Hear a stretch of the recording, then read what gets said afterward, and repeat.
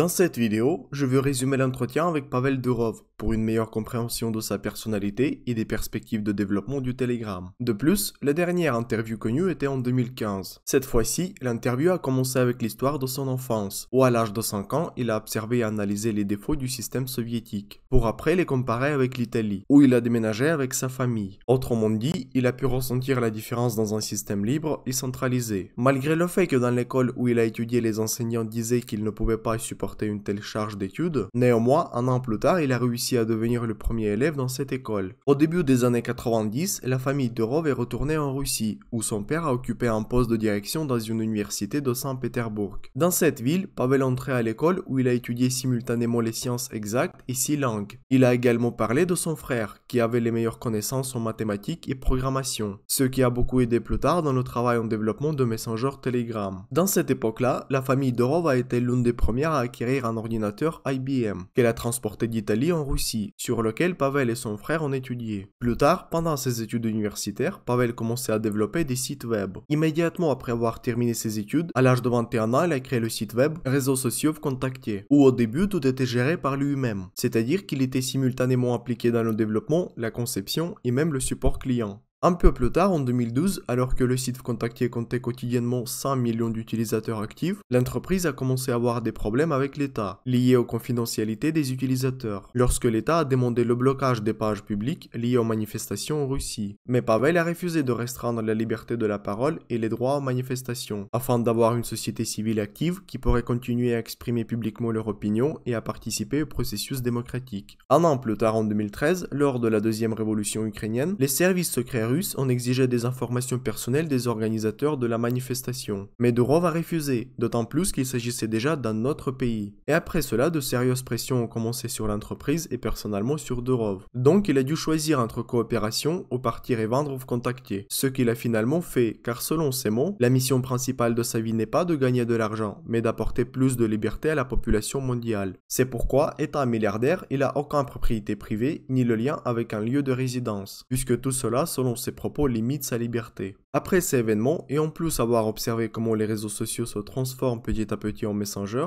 il a décidé de créer une plateforme Telegram, où il devrait y avoir une protection maximale des données personnelles. Et justement, son frère l'a aidé dans cette tâche, ayant des connaissances et une expérience approfondie en cryptographie. Lorsqu'on lui a demandé si le Telegram est déjà sous le contrôle des services secrets russes, Pavel a répondu que tout cela est faux, et que de nombreux concurrents disent ça pour discréditer son Messenger, dépensant pour cela des dizaines de milliards de dollars. Lors du développement de Telegram, Pavel recherchait un endroit idéal pour se concentrer uniquement sur son travail. Pour cela, ils ont essayé les grandes villes de nombreux pays, comme Berlin, Londres, Singapour et San Francisco. Mais à chaque fois, ils se sont heurtés à la bureaucratie. Lorsque par exemple, ils ont dû attendre 6 mois de l'approbation pour embaucher des employés qualifiés provenant des pays extérieurs de l'Union européenne, ainsi qu'à la situation marginale de San Francisco, où il y a tellement beaucoup de racailles qu'ils ont déjà commencé à attaquer Durov dans la rue. Mais la raison principale est une tentative de contrôle du développement par des services de renseignement américains, lorsqu'il a été appelé non seulement pour des conversations avec le FBI, mais par exemple quand ils ont essayé de recruter l'un de ses développeurs en cybersécurité pour intégrer ses algorithmes de surveillance. Par conséquent, il y a 7 ans, toute l'équipe de Telegram a décidé d'essayer de travailler à Dubaï pendant seulement 6 mois. Et maintenant, ils y restent toujours, car ils ont bien aimé cet endroit, vu qu'il n'y a pas de surveillance et peu de bureaucratie, ainsi que peu des impôts et excellente infrastructure. Mais le plus important est que ce pays, comme le Telegram lui-même, est géopolitiquement neutre, ce qui est très important pour Durov. Et afin d'éviter tout risque pour la vie et santé, lui et ses développeurs veillent à ne pas se rendre dans des pays ayant un point géopolitique important, comme la Chine, la Russie ou les États-Unis. Malgré le fait que le Telegram en coopération avec des services secrets des différents pays, c'est uniquement sur des questions de violence et de terrorisme. En même temps, ils n'ont pas accès ni contrôle aux données personnelles des utilisateurs, comme c'était le cas pendant les manifestations à Hong Kong, en Biélorussie, Kazakhstan ou Barcelone. Telegram aide aussi aux agences gouvernementales sur des questions de la santé. Par exemple, quand il fallait diffuser des informations sur la protection et la vaccination des citoyens pendant le Covid, tout en laissant une marge de liberté pour critiquer des mesures restrictives.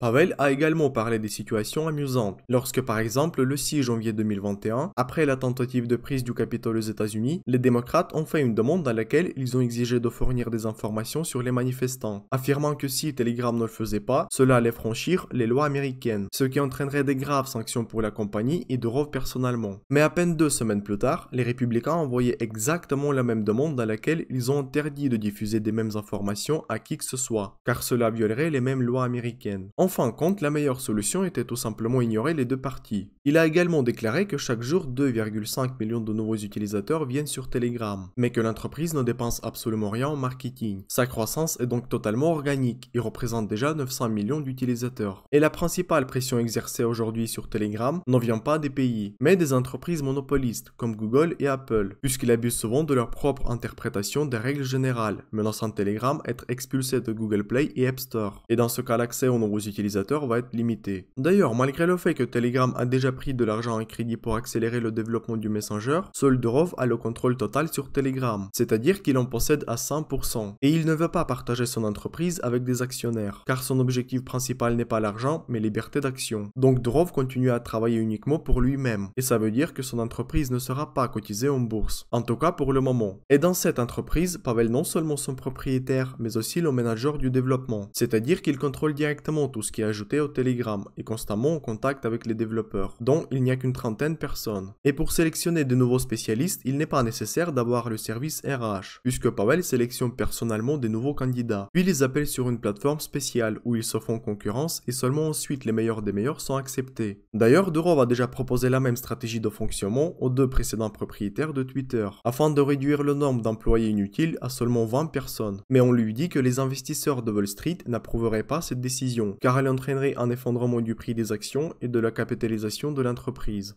Malgré toute la confidentialité et la philosophie de la liberté, Pavel a dit que la NSA surveille toujours chacun de nous. En moi, elle dispose toutes les ressources et accès nécessaires pour cela, puisque par exemple chacun d'entre nous utilise un smartphone, et il a nécessairement de telles capacités. Notamment le fait que dans les États-Unis, la surveillance par État est tout à fait légale, puisqu'elle est liée à la sécurité des citoyens. Mais à 39 ans, Pavel reste optimiste quant à l'avenir de la liberté d'expression et de la vie privée, parce que les tendances de la répression et la liberté sont cycliques, ce qui a été observé beaucoup de fois dans l'histoire de l'humanité. Et Telegram devrait jouer un rôle important dans cette confrontation, où grâce aux innovations et à l'intelligence des développeurs, il est aujourd'hui possible non seulement de travailler confortablement en toute sécurité avec l'information, mais aussi de faire partie d'un vaste écosystème, où en ce moment même un mineur peut gagner quelques centaines de dollars par mois, seulement en jouant quelques minutes par jour dans les applications de Telegram gratuites, et en recevant de la crypto-monnaie en retour des nouveaux crypto-projets, comme c'était le cas avec Notcoin ou le jeu Hot. Vous pouvez jouer aussi, je vous ai laissé les liens sous la vidéo. Merci pour votre like et abonnement. Bye bye.